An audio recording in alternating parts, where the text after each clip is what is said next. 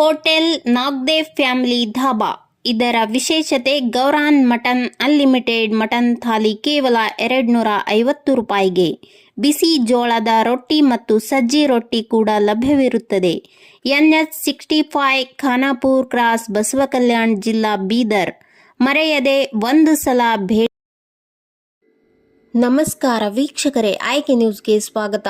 ನಮ್ಮ ವರದಿಗಾರ ಸುಧಾಕರ್ ಸೂರ್ಯವಂಶಿಯವರ ನೇರ ಪ್ರಸಾರದಲ್ಲಿ ಬಸವಕಲ್ಯಾಣ ತಾಲೂಕಿನಲ್ಲಿ ಓಂ ಮಾಗ್ರೆಯವರ ಭಾಗ್ಯಲಕ್ಷ್ಮಿ ಟಿಫಿನ್ ಮತ್ತು ಚಾಟ್ ಹೋಟೆಲ್ ಸೆಂಟರ್ ಅನ್ನು ಶ್ರೀ ಪೂಜ್ಯ ಘನಲಿಂಗ ರುದ್ರಮಣಿ ಶಿವಾಚಾರ್ಯ ಸ್ವಾಮೀಜಿಯವರ ಶುಭ ಹಸ್ತಗಳಿಂದ ಮತ್ತು ಎಲ್ಲ ಗಣ್ಯರ ಶುಭ ಹಸ್ತಗಳಿಂದ ಉದ್ಘಾಟಿಸಲಾಯಿತು.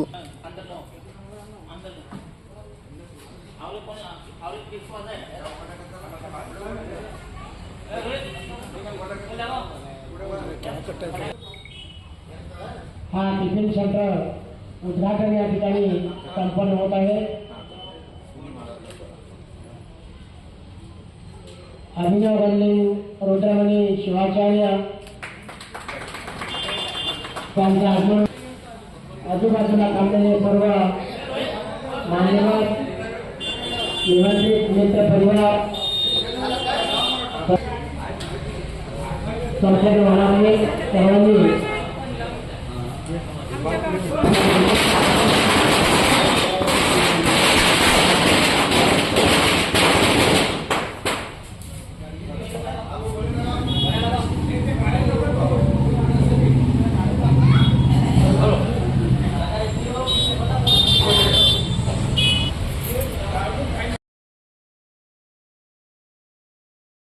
ರೂಪಾಯ ಶಿವಾಯ ಪರಬ್ರಹ್ಮಣೇ ನಮಃ.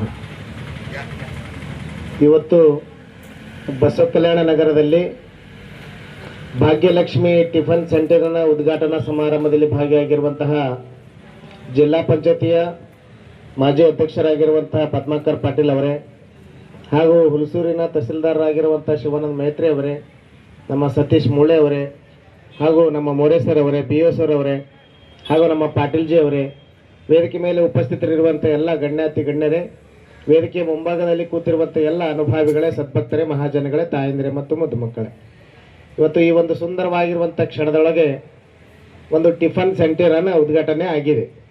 ಉದ್ದೇಶ ಇಷ್ಟೇ, ಆ ಯುವಕ ಬಹುಶಃ ಈ ಫಾಸ್ಟ್ ಫುಡ್ ಆಗಿರ್ಬೋದು, ಮತ್ತು ಭಾಜಿ ಆಗಿರ್ಬೋದು, ಟೀ ಪಾಯಿಂಟ್ ಆಗಿರ್ಬೋದು, ಇವೆಲ್ಲ ವ್ಯವಸ್ಥೆಯನ್ನು ನೋಡಿದರೆ ಅವನಲ್ಲಿ ಏನೋ ಒಂದು ಕ್ರಿಯಾಶೀಲತವಾಗಿರುವಂಥ ಒಂದು ಸಂಘಟನೆ, ಅದರ ಜೊತೆಗೆ ವಿಶೇಷವಾಗಿ ಎಲ್ಲರಿಗೂ ಕೂಡ ರುಚಿಕರವಾಗಿರುವಂಥ ಊಟವನ್ನು ಮಾಡಿ ಬಡಿಸಬೇಕು ಅಂತಕ್ಕಂಥ ಭಾವ ಅವನಲ್ಲಿದೆ. ಹೀಗಾಗಿ ಅವನಿಗೆ ನಾವೇನು ಮಾಡಬೇಕಾಗಿದೆ ಅಂದರೆ, ನೀವು ಎಲ್ಲೆಲ್ಲೋ ಹೋಗಿ ಟಿಫನ್ ಮಾಡ್ತೀವಿ, ಇಲ್ಲೇ ಟಿಫನ್ ಮಾಡಿ ಹೋದರೆ ಅವನ ಬದುಕು ಕೂಡ ಹಸನಾಗ್ತದೆ ಅಂತಕ್ಕಂಥ ಒಂದೇ ಒಂದು ಉದ್ದೇಶದಿಂದ ವೇದಿಕೆ ಮೇಲೆ ಕೂತಿರುವಂಥ ಎಲ್ಲ ಅನುಭವಿಗಳಿಗೆ ಸತ್ಕಾರವನ್ನು ಮಾಡಿದ್ರು. ಉದ್ದೇಶ, ನಾವೆಲ್ಲ ಸುಮಾರು ಬಸವ ಕಲ್ಯಾಣದಲ್ಲಿ ನೂರಾರು ಟಿಫನ್ ಸೆಂಟರ್ಗಳನ್ನು ಉದ್ಘಾಟನೆ ಮಾಡಿದ್ದೀವಿ.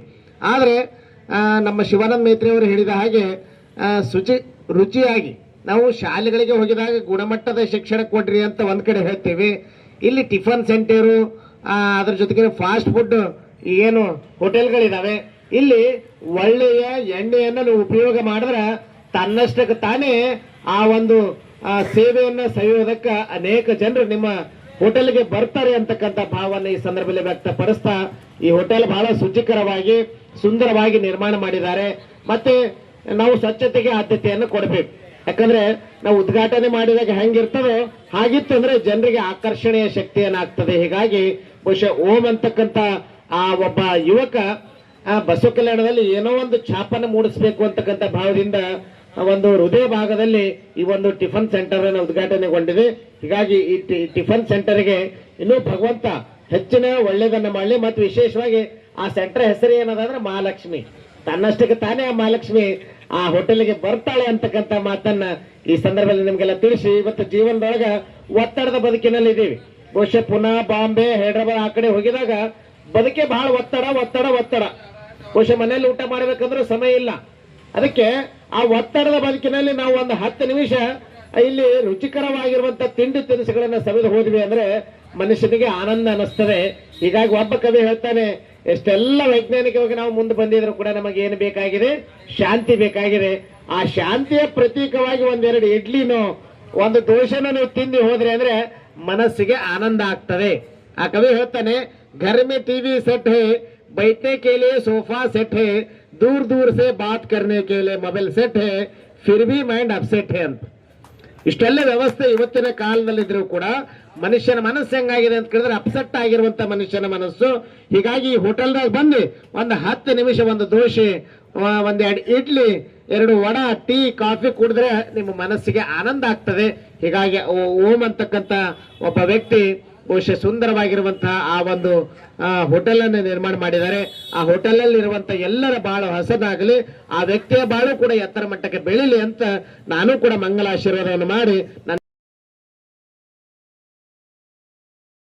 ಆಗಮಿಸಿದ ಪೂಜ್ಯರು ಶ್ರೀ ಘನಲಿಂಗ ರುದ್ರಮುನಿ ಶಿವಾಚಾರ್ಯ ರವರೇ ಹಾಗೂ ವೇದಿಕೆ ಮೇಲೆ ಉಪಸ್ಥಿತರುವ ಇನ್ನೋರ್ವ ಜಿಲ್ಲಾ ಪಂಚಾಯತ್ನ ಮಾಜಿ ಅಧ್ಯಕ್ಷರಾದಂಥ ಶ್ರೀ ಪದ್ಮಕರ್ ಪಾಟೀಲ್ ಅವರೇ, ಹಾಗೂ ಇನ್ನೋರ್ವರು ಶ್ರೀ ಸತೀಶ್ ಮುಳಿರವರೇ, ಹಾಗೂ ನಿವೃತ್ತ ಕ್ಷೇತ್ರ ಶ್ರೀ ನಾಗನಾಥ್ ವಾಡೇಕರ್ ಗುರುಗಳವರೇ, ಹಾಗೂ ಶಿವರಾಜ್ರವರೇ, ನಮ್ಮ ಸಿಂಧೇರವರೇ, ಹಾಗೂ ವೇದಿಕೆ ಮೇಲೆ ಉಪಸ್ಥಿತರು ಎಲ್ಲ ಗಣ್ಯಮಾರೇ, ಹಾಗೂ ಇಲ್ಲಿಗೆ ಆಗಮಿಸಿದಂತೆ ಎಲ್ಲ ಬಸವ ಕಲ್ಯಾಣ ನಾಗರಿಕರೇ, ಇವತ್ತು ಮೊಟ್ಟ ಮೊದಲನೇದಾಗಿ ಭಾಗ್ಯಲಕ್ಷ್ಮಿ ಟಿಫನ್ ಸೆಂಟರ್ನ ಮಾಲಕರಿಗೆ ಮತ್ತು ಎಲ್ಲ ಸಹೋದ್ಯೋಗಿಗಳಿಗೆ ನಾನು ಮೊಟ್ಟ ಮೊದಲನೇದಾಗಿ ಅಭಿನಂದನೆಗಳನ್ನು ಸಲ್ಲಿಸ್ತೀನಿ.